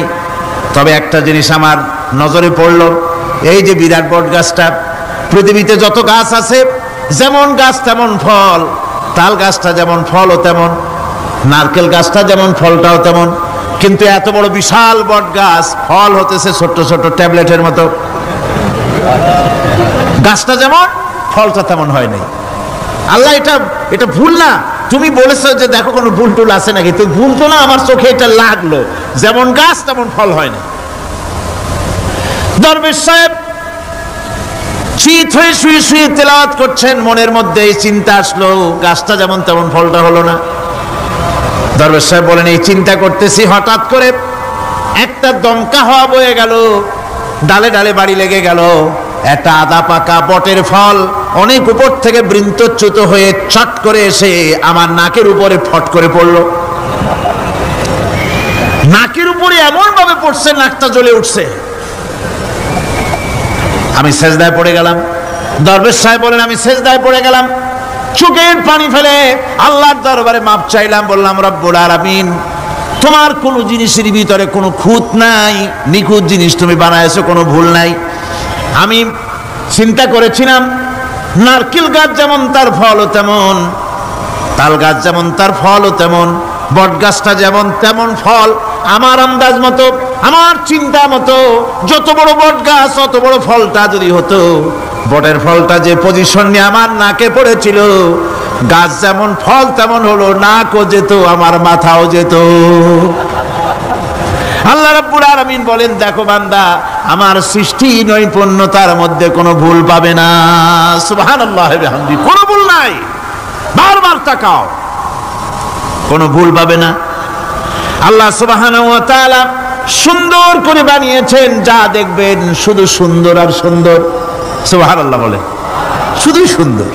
ফুলের সৌন্দর্য দেখেন, গাছের সৌন্দর্য দেখেন, জমিনের সৌন্দর্য দেখেন, পাখির সৌন্দর্য দেখেন। আল্লাহ পাক যা বানালেন সবগুলিকে আল্লাহ পাক সুন্দর করে করে সৃষ্টি করেছেন, সব গুছিয়ে গুছিয়ে সুন্দর করে করে বানিয়েছেন, অসুন্দর করে কিছু বানান নাই। ফুল দেখতে কত সুন্দর, ফুলের থেকে ফল হয়, সে ফল হওয়ার জন্য ফুলের পুংকেশর আর স্ত্রী কেশরের মিলন ঘটতে হয়। তো ফুল তো আর চলতে পারে না, এই মিলনটা কেমনে হবে? এই জন্য আল্লাহ পাকের রুচি দেখেন, আল্লাহ পাকের রহমত দেখেন, আল্লাহর কুদরত চিন্তা করুন। সুবহানাল্লাহ বিহামদিহি। ফুল সুন্দর জিনিস, ফুলের চাইতে আর কিছু সুন্দর আছে নাকি?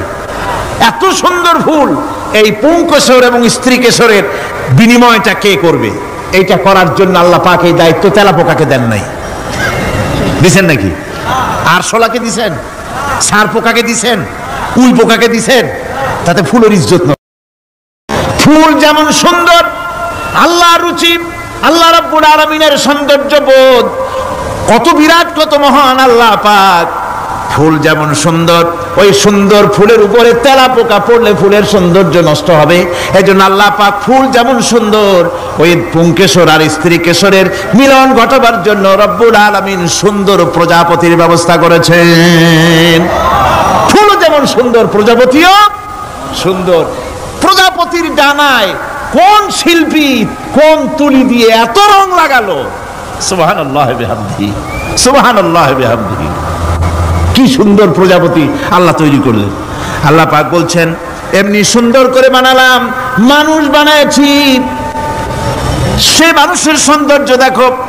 দুইটা চোখ দিলাম দেখার জন্য। চোখ কি জন্যে? এখন এই চোখ দুইটা যদি কুমিরের মতো আল্লাহ গোল বানাই দিতেন, চোখ গোল এইরকম কুমিরের মতো, দেখতে বিশ্রী হতো। চোখ দুটোকে আল্লাহ টানা টানা করেছেন, চোখের উপরে ভুরু লাগিয়েছেন, তাতে আবার পশম দিয়েছেন, চোখে পিসি দিয়েছেন, চোখের ভিতরে মণিটা কালো করেছেন, তার চতুর্দিকে সাদা অংশকে নীলাভ করেছেন যাতে কালোটা আরো ফুটে ওঠে। সুবহানাল্লাহ বিহামদি। কত সৌন্দর্য আল্লাহ রাব্বুল আলামিন মানুষকে দিয়েছেন। আল্লাহর রহমতের ওয়াজ সারা বছর করলেও তো ফুরাবে না। এত রহমত, এত দয়া আল্লাহ সুবহানাহু ওয়া তাআলা। মানুষ আল্লাহ কি সুন্দর করে বানালেন। একবার একজন দরবেশ সাহেব রাস্তা দিয়ে যাচ্ছেন, প্রতিমধ্যে তিনি দেখতে পেলেন নদী থেকে এক কলসি পানি নিয়ে এক যুবতী সুন্দরী মেয়ে রাস্তা বেয়ে যেতেছে। দরবেশ সাহেব দাঁড়ায় গেলেন আর ওই যুবতীর দিকে এক নজরে তাকায় আছেন, চোখে পলক দেয় না। এরপরে যুবতী থমকে দাঁড়ায় গেল। আধা বুড়া মানুষ, দাড়ি অর্ধেক পাইকে গেছে, দেখতে দেখায় খুব বুজুর্গ মানুষ, কিন্তু রাস্তায় আমার একা পাইয়া এমনি করে তাকিয়ে আছে আর চোখ দিয়েও তো পানি পড়ে। ব্যাপারটা কি? দরবেশ কাঁদে কেন? প্রতিমধ্যে আমাকে একা পেয়ে দরবেশ কাঁদে কেন, তাকিয়ে আছে কেন? মহিলার চিন্তা জাগলো। শেখ সাদী রহমতুল্লাহ আলাইহি ঘটনা লিখেছেন, বাংলা কবিতার অনুবাদ করেছেন। একদা সুখদায়ক প্রমোদা বদন, দর্শন করি মম ঝরিল নয়ন।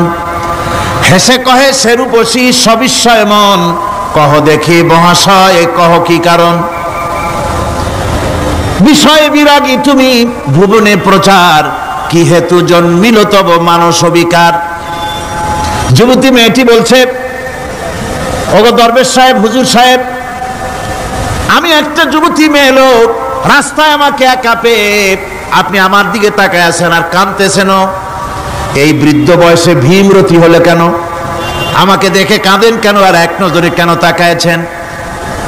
কারণটা কি? কি কুমতলব আছে? দরবেশ সাহেব বলছেন, হেসে কহিলাম বালে করহ শ্রবণ, নেত্র ঝরে তবু হেতু ভেব না এমন। হে রূপসী মেয়ে, তোমার জন্য আমি কান্দি, একথা একবারও চিন্তা করো না। যে শিল্পী রচিল এই সুধাংশু বদন, তাহার তরে ঝরে নেত্র নয়নে জীবন। তোমার প্রেম পাওয়ার জন্যে তোমাকে দেখে লোবাতুর এবং কামুক হয়ে তোমার দিকে তাকায়, কান্দি, একবারও ভেবো না। আল্লাহর কসম আমি কাঁদতেছি তোমার এত সুন্দর স্বাস্থ্য আর চেহারা যে আল্লাহ রাব্বুল আলামিন বানায় দিলেন। না জানি সেই আল্লাহ কত সুন্দর, যার সৃষ্টি এত সুন্দর, সে আল্লাহ রাব্বুল আলামিন না জানি কত সুন্দর। আল্লাহ পাক সেই সুন্দর আল্লাহ রাব্বুল আলামিনকে দেখার তৌফিক যেন আমরা পাই। জোরে কর আমিন, আরো জোরে বলেন আমিন। আল্লাহ পাক বলছেন, আমি সুন্দর করে সব তৈরি করে দিয়েছি। বুঝবে তারা যারা চিন্তাশীল, যারা গবেষণা করে। ইন্না ফি খালকিস সামাওয়াতি ওয়াল আরদি ওয়া ইখতিলাফিল লাইলি ওয়ান নাহার লাআয়াতিন লিউলিল আলবাব। নিশ্চয়ই যারা নাকি জ্ঞানবান, তারা রাত এবং দিনের পরিবর্তন, আকাশ এবং জমিনের সৃষ্টি ইত্যাদির ব্যাপারে, এই সৃষ্টি নৈপুণ্যতার ব্যাপারে তারা চিন্তা করে, গবেষণা করে। রাত এবং দিনের পার্থক্য মানুষের জীবনকে জীবন পদ্ধতিকে দুই ভাগে বিভক্ত করেছে, রাত এবং দিন। দেখেন আল্লাহর রহমত এবং কুদরত সব জায়গায়, রাত এবং দিন মানুষের জীবন চলার পথকে, জীবন পদ্ধতিকে কয় ভাগে ভাগ করেছে? দুই ভাগ। আল্লাহ পাক বলেন ওয়াজআলনাল লাইলা লিবাসান ওয়াজআলনান নাহারা মাআশা, আমি রাতকে করেছি শান্তির বাহন, রাতকে করেছি আচ্ছাদন, শান্তির বাহন, আর দিনকে করেছি রোজগার করার জন্য। দিনের বেলায় রোজগার করবে, কামাই রুজি করবে, কল কারখানায় যাবে, খেতে খামারে যাবে, অফিস আদালতে যাবে, কাজ কাম করবে। এ কাজ করে করে শরীরের ভিতরে ক্লান্তি আসে, অবসাদ এসে যায়। আল্লাহ রাব্বুল আলামিন বলেন আমি আবার রাত বানালাম। ওই রাতের বেলায় মানুষ যখন ঘুমায় যায়, এই ঘুম তার সমস্ত অবসাদ আর ক্লান্তি দূর করে দিয়ে সকাল বেলায় আবার তাজা মানুষ করে সমস্ত একেবারে পরিপূর্ণ কর্মক্ষম একজন মানুষে তাকে পরিণত করে দেয়। রাতটাকে আচ্ছাদন করে দিয়েছি, দিনের কোলাহল মুক্ত রাত, সূর্যের আলোর ঝলকানি, তীব্র আলো নাই, চিৎকার নাই, আওয়াজ নাই। রাতের একটি অন্ধকার চাদর পরিয়ে দিলাম এই পৃথিবীর উপরে, রাতের একটি অন্ধকার চাদর পৃথিবীর উপরে পরিয়ে দিলাম। কোলাহল মুক্ত পৃথিবী, এখন সূর্যের তীব্র আলো আর নাই, এখন আরামে তুমি ঘুমিয়ে যাও, ঘুমাও, আবার সকালবেলা উঠে তুমি কাজ করবে। আল্লাহ পাক বলেন আমি এভাবে ومن رحمته جعل لكم الليل والنهار لتسكنوا فيه ولتبتغوا من فضله। আল্লাহর রহমতের ভিতরে এটাও রহমত, আল্লাহর করুণা, আল্লাহর দয়া যে তিনি দিনকে করেছেন রুজি কামার জন্য, রাতকে করেছেন তিনি তোমাদের জন্য ঘুমাবার জন্য, বিশ্রামের জন্য। এই ব্যবস্থা আল্লাহ রাব্বুল আলামিন করেছেন, যিনি তোমাদেরকে দুপুর বেলায় বিকেল বেলায়ও তোমাদেরকে অবসাদ গ্রহণের জন্য, আরামের জন্য দুপুর এবং বিকাল, সকাল ইত্যাদি তৈরি করেছেন। কোরআন শরীফের ভিতরে আল্লাহ পাক এই সমস্ত কথাগুলি ব্যাখ্যা সহকারে বলে দিচ্ছেন যে আমার রহমত ওয়াসিআত রাহমাতি কুল্লে, সেই সমস্ত জিনিসের চতুর্দিকে তুমি যেখানে আছো তার চতুর্দিক, আকাশ এবং জমিন, আমার রহমত তোমাকে ঘিরে রেখেছে। এ কোরআন নাজিল করেছেন সেই আল্লাহ, সেই রহমান যার দয়া সর্বত্র ছড়িয়ে আছে। আল্লাহ পাক বলছেন এরপরে তোমাকে সৃষ্টি করলাম, জমিন সৃষ্টি করলাম খাবারের জন্য। আমার রহমতের বিষয়টা দেখো, আমি এমন দয়াবান, এমন মেহেরবান। এবার তোমার খাবারের জরুরত হলো তুমি কি খাবে, সেজন্য এই জমিনে ফসলের ব্যবস্থা আমি আল্লাহ করেছি। জোরে বলেন সুবহানাল্লাহ। জমিন শুকায় গেছে, বৈশাখ মাসের জ্যৈষ্ঠ মাসের প্রচন্ড রৌদ্রের তাপে জমিন শুকায় গেছে। এই জমিনে তুমি ফসল ফলাবে কি করে যদি না পানি দিয়ে জমিনটারে ভিজায় দেই? আল্লাহ বলেন জমিন ভিজাবার দায়িত্ব আমি নিলাম। আল্লাহুল্লাযী আরসালার রিয়াহা ফাতুসিরু সাহাবা, সমুদ্রের পানি, লবণাক্ত পানিগুলি বাষ্পীয় আকারে উত্থিত হয়ে যায়, মেঘমালায় পরিণত হয়ে যায়। বাতাসকে বলি এই মেঘকে টেনে নিয়ে যাও অমুক জায়গার উপরে, মেঘ চলে এলো। আল্লাহ বলেন ফাসুকনাহু ইলা বালাদিম মাইয়িতিন ফাআহইয়ানা বিহিল আরদা বাদা মাউতিহা কাযালিকান নুশুর। আল্লাহ পাক বলছেন বৃষ্টির পানি পড়লো, মরা জমিন জিন্দা হয়ে গেল। এই মরা জমিন জিন্দা হলো, এরপরে তুমি বীজ বপন করলে, ধান বপন করলে, গম বপন করলে, মাটির খাসলাত হলো সব পচায় দেওয়া। মাটির খাসলাত কি কথা বোঝেন না? মাটির ধর্মটা কি? পচায় দেওয়া। যা রাখেন পচে যাবে, লোহা রাখেন জং ধরে যাবে, পাথর রাখেন আস্তে আস্তে, এ ধরনের যেসব জিনিস রাখেন আস্তে আস্তে করে ধ্বংস হয়ে যাবে, পচে যাবে। ওই মাটির ভিতরে ধান এবং গম, আপনার ফসল, আপনার খাদ্য, আপনার রিজিককে আমানত করে দিলেন। আল্লাহ পাক ওটাকে হেফাজত করলেন। এরপরে ওর ভিতর থেকে পাতা অঙ্কুরিত হয়ে বেরিয়ে এলো। এখন কেউ যদি বলে আল্লাহ যদি পানি না দেন, আল্লাহ যদি বৃষ্টিটা না দেন, তাহলে আমার অসুবিধাটা কি? আল্লাহ বলেন দেখো বৃষ্টিটা তো আমি দিলাম। বৃষ্টিটা কে দিলেন? আল্লাহ পাক বলেন আফারাআইতুমুল মাআল্লাযী তাশরাবুন আনতুম আনজালতুমুহু মিনাল মুজনি আম নাহনুল মুনজিলুন। তোমরা যে পানি পান করো, আকাশ থেকে এই পানিটা কে বর্ষণ করে? তুমি করো না আমি করি? কে করে জোরে কোন? আল্লাহ পাক বলছেন আমি পানি বর্ষণ করি। সেই পানিটা এই যে বঙ্গোপসাগরের পানি, আপনাদের কর্ণফুলীর পানি, মিষ্টি না নোনা? কি পানি জোরে কোন? এই নোনা পানি আকাশে উঠলো। আল্লাহ পাক বলেন ইচ্ছে যদি করতাম লাউ নাশাউ জাআলনাহু জাজান ফালাউলা তাশকুরুন। পানি উঠালাম নোনা পানি, ইচ্ছে করলে লবণাক্ত অবস্থায় অবতীর্ণ করে দিতে পারতাম, জমিনের ফসল সব নষ্ট হয়ে যেত। কিন্তু আমি নোনা পানি উঠায়া ওই পানিগুলিকে মিষ্টি করে আমি নাজিল করে জোরে কান সুবহানাল্লাহ, মিষ্টি পানি অবতীর্ণ করে দিলাম। এখন মানুষ বলে আল্লাহ পানি না দিলে কি হইতো? আমাদের খাল আছে, বিল আছে, সাগর আছে, নদী আছে, পুকুর আছে, হাওড় আছে, টিউবওয়েল আছে, ডিপ টিউবওয়েল আছে, আল্লাহ বৃষ্টি না দিলে তো কি হয়ে গেল আমাদের? আল্লাহ পাক জবাব দিয়েছেন কুল আরাআইতুম ইন আসবাহা মাউকুম গাওরান ফামান ইয়াতিকুম বিমাইন মাইন। বলো দেখি সবে শুকাইয়া যদি যায় এই জমিনের পানি, তাহলে হেথায় তটুডির ধারা কে দিবে সবারে আনি? টিউবওয়েলের পানি, পাতালের পানি, দরিয়ার পানি, সাগরের পানি, হাওড়ের পানি, বিলের পানি সব যদি আমি আল্লাহ শুকায় দেই, আমি আল্লাহ ছাড়া এমন কোন শক্তি আছে যে মরা গাঙ্গে নতুন করে পানির জোয়ার এনে দিতে পারে? আছে কেউ? কেউ নাই। আল্লাহ পাক বলেন দেখুন আমার রহমত, এভাবে করে আমি পানি দিলাম, বৃষ্টি দিলাম, এবার গাছ উঠলো, বীজ বপন করছিলাম, গাছ উঠলো। আনতুম আনশাতুম শাজারাতাহা আম নাহনুল মুনশিউন। মাটি থেকে এই গাছকে কে উদ্গত করে দিল? ভাই বেটা কে দিল? তুমি দিছো না আমি দিয়েছি? কে দিয়েছে জোরে কর, জোরে চিল্লা এখন কে দিল? আল্লাহ পাক বলেন গাছ উদ্গত করে দিলাম, গাছ এবার বড় হলো। এই গাছ আল্লাহ রাব্বুল আলামিন এই গাছ তৈরি করলেন।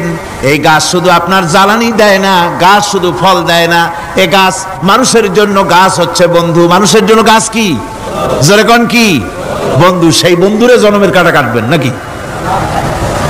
এই গাছ তৈরি হচ্ছে, গাছ বন্ধু কি করে? গাছ বন্ধু হচ্ছে আমরা যে শ্বাস প্রশ্বাস নেই, মুখের থেকে নাকের থেকে যে শ্বাসটা ফেলি, সেটা হচ্ছে আমরা গ্রহণ করি বাতাস থেকে অক্সিজেন, ছেড়ে দেয় কার্বন ডাই অক্সাইড, এটা হচ্ছে বিষ। এটা কি? আমরা নিলাম পরিশুদ্ধ অক্সিজেন, নিলাম, ছেড়ে দিলাম এটাকে বিষ করে, এই বিষটা ছড়িয়ে গেল। এখন এই বিষ যদি আল্লাহ পরিশুদ্ধ করার কোন ফ্যাক্টরি না বানাতেন, তাহলে পৃথিবীর সমস্ত প্রাণী মরে যেত। সুবহানাল্লাহ কইতে ইচ্ছে করে না? আল্লাহ পাক কি ব্যবস্থাটা করলেন! কোন দুনিয়ায় ফ্যাক্টরি নাই, মানুষ যে বিষাক্ত করে দেয় আবহাওয়াকে, সেটাকে রিফাইন করার ব্যবস্থা মানুষের কাছে নাই। আল্লাহ ব্যবস্থা করেছেন কি? আল্লাহ পাক গাছ বানায় দিলেন, গাছের সবুজ শ্যামল রং, ঘাসের সবুজ শ্যামল রং, তার খাদ্য হতেছে আপনি যেটা ছেড়ে দেন, আপনার জন্য যেটা বিষ সেটা হচ্ছে তার জন্য খাদ্য। কার্বন ডাই অক্সাইড গাছ টেনে নেয়, সারা রাত টানতে থাকে, অক্সিজেন থেকে বাতাস থেকে সারা রাত টানতে থাকে, কার্বন ডাই অক্সাইড খাবার হিসাবে সে টেনে নেয়। আর দিনের বেলা যখন রোদ ওঠে, সূর্যের উত্তাপ আর গাছের সবুজ রং দুটোতে মিলে এক প্রকারের রন্ধন ক্রিয়া হয়, রাঁধা হয়। সেই রান্নার মাধ্যমে গাছের ভিতর থেকে গাছ আবার অক্সিজেন মানুষের জন্য, প্রাণীর জন্য ছেড়ে দেয়। সুবহানাল্লাহ। তো গাছ আপনার জন্য বন্ধু। একদিকে গাছ আপনার এই কাজ করলো, ফার্নিচার বানাইলো, ছায়া দিল, ফল দিল। আল্লাহ পাক বলেন এই গাছগুলি কে তৈরি করলো? মিয়া তুমি করছো? না আমি করছি। আমি আমার রহমত দিয়ে তোমার গাছ বানাই দিলাম। এরপরে ফসল দিলাম, ফসল হলো, তোমার তরি তরকারি হলো, সব কিছু তোমার হয়ে গেল। এবার ফসল দেখা মানুষে যখন দেখে জমিনে বড় বড় ধানের গোছা হয়েছে, মোটা মোটা ধানের গোছা হয়েছে, মোছে তখন তেল মাখে আর নতুন নতুন গানের আয়োজন করে। এবার ফসল বেশি হয়েছে, গান, থিয়েটার, বাজনা, গুনাগার বিবি, কত রকমের গানের ব্যবস্থা করে ফেলে। জমিনে ফসল আর মোছে তেল মাখে আনন্দে। আল্লাহ রাব্বুল আলামিন বলেন লাউ নাশাউ লাজআলনাহু হুতামান ফাযাল্তুম তাফাক্কাহুন। আমি যদি ইচ্ছে করি তোমার জমিনের সমস্ত ফসলটাকে আমি সম্পূর্ণ কুটায় পরিণত করে দিতে পারি, তুষে পরিণত করে দিতে পারি। পারেন না? ধানের ভিতরে আল্লাহ যদি চাউল না দেন তাহলে সব তুষ হয়ে যাবে না? তখন কি করবেন আপনারা? কি করবেন? কোন বাংলাদেশ তখন হরতালের দেশ। যখন আপনি দেখলেন যে জমিনে ধান এবার সব তুষ হইছে, তখন আল্লাহর বিরুদ্ধে হরতাল করেন, লাভ হবে কিছু? লাভ হবে? আল্লাহর বিরুদ্ধে আপনারা অনশন ধর্মঘট করেন, লাভ হবে কিছু? কোনো লাভ হবে না। আল্লাহ রাব্বুল আলামিন বলেন কোনো লাভ হবে না, বরং তোমরা তখন বলবে ইন্না লামুগরামুন বাল নাহনু মাহরুম। কপালে তখন আঘাত করবে, পরাঘাত করতে থাকবে আর বলবে যে আরে কপাল পোড়া হয়ে গেলাম, হতভাগ্য হয়ে গেলাম, বঞ্চিত হয়ে গেলাম, আল্লাহর রহমত থেকে সর্বনাশ হয়ে গেল। তখন কপালে আঘাত করা ছাড়া আর কিছুই করতে পারবে না। আল্লাহর বিরুদ্ধে মিছিল চলে না, সমাবেশ চলে না, বিক্ষোভ চলে না, হরতাল চলে না। মহান আল্লাহ রাব্বুল আলামিন বলছেন দেখো এইভাবে করে তোমার ফসলের ব্যবস্থা আমি আল্লাহ করেছি। আমি রহমান, আমি আল্লাহ পাক কি এমন রহমান। আজ জমিনে ফসল বৃদ্ধির জন্য ইউরিয়া, সুপার সালফেট, সালফার সারের ব্যবস্থা হয়েছে, নানান জাতের সারের ব্যবস্থা হয়েছে। যখন এই সার মানুষ তৈরি করতে শেখে নাই, আবহমান কাল থেকে এই জমিনের জন্য সারের ব্যবস্থা কে করেছেন? জোরে কোন? আল্লাহ পাক বলেন আমিন আয়াতিহি আইয়ুরিকুমুল বারকা খাউফাও ওয়া তামাম। আমার অসংখ্য নিদর্শনাবলীর মধ্যে এটাও একটি নিদর্শন যে আকাশে বিদ্যুৎ চমকে মেঘের গর্জন হয়। এই যে বিদ্যুৎ চমকে গর্জন হয়, এর মধ্যে রয়েছে মানুষের জন্য ভীতি এবং আশা। তারা ভয় পায়, আর এর মধ্যে আশাও রয়েছে। আশাটা কি? আশা হচ্ছে এই যে বিদ্যুৎ যে বছর যত বেশি চমকায় মেঘে, সে বছর জমিনে ফসল তত বেশি বাড়ে। কৃষিবিদরা বলেছেন বিদ্যুৎ যত বেশি চমকায় জমিনের ফসল তত বেশি বাড়ে। সুবহানাল্লাহ ওয়া বিহামদিহি। এর একটা সিস্টেম আছে, সেই সিস্টেম অনুযায়ী আল্লাহ জমিনে ফসল বাড়ায় দিলেন। আল্লাহ ফসল দিলেন, এবার আপনার আল্লাহ পাক বলছেন দেখো ফসল দিলাম, ধান হলো, চাউল হলো, মাছ হলো, গোশ হলো, সব হয়ে গেছে, এখন তুমি খাবে। রান্না বান্না হয়ে গেল, রহমত আমার দেখো, আমার রহমতটা দেখো। এ কোরআন শিখাইছেন সেই আল্লাহ রাব্বুল আলামিন, যার নাম রহমান। জোরে বলেন তার নাম কি? রহমান। চাউল হয়ে গেছে, চাউল তো শুধু ভর্তা বানায় খাওয়া যাবে না, ভাত হয়েছে, আটা দিয়া রুটি তৈরি হয়েছে, কি দিয়া খাবেন? আল্লাহ রাব্বুল আলামিন আপনার পুকুরের ভিতরে মাছ দিয়া দিলেন, জন্তু জানোয়ার দিলেন, চার পায়া জানোয়ারের গোশত হালাল করে দিলেন, পাখির মাংস আল্লাহ রাব্বুল আলামিন হালাল করে দিলেন। এখন মাছ হলো, গোশ হলো। মাছ আর গোশ সিদ্ধ করে খাওয়া যাবে? জোরে বলেন যাবে? যাবে না। তার গন্ধ নষ্ট করতে হবে আর সুঘ্রাণ সৃষ্টি করতে হবে। এই গন্ধ নষ্ট করে সুঘ্রাণ সৃষ্টি করার জন্য লবঙ্গ তৈরি করলেন কে? কথা কন না কেন?